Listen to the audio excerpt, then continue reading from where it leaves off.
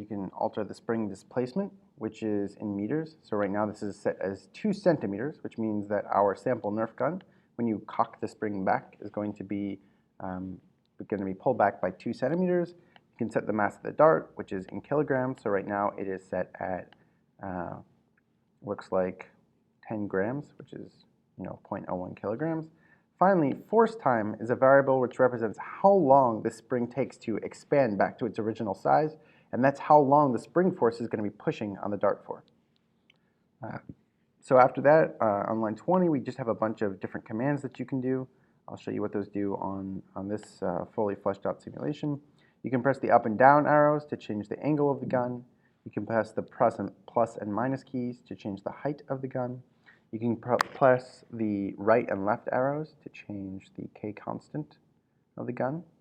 So over here I have the, I have a full calculation for how much speed that's going to add or detract from the dart. You can go back up here. There's a couple other ones. R will reload, as we said. There's various display. You can display various elements. You can speed up or slow down the simulation.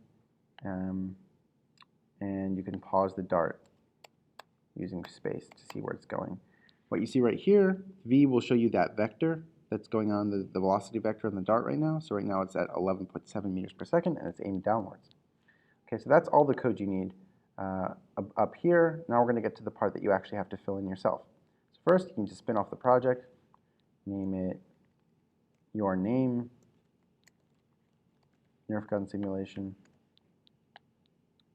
Wait for that. Okay, so once this loads, you'll notice that the screen is actually much smaller. To get the full length of the firing, you need to go to Settings, change it to something like 600, and then refresh the page. And that'll make the screen a lot larger so you can see the full path of the dart. Press restart, and there you go. The dart doesn't move at all because you haven't actually put in any code yet.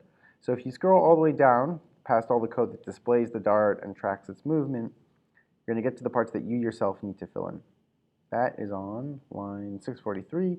Right here, the student code starts. So there are 4 parts to this. There are 4 functions that you need to fill in.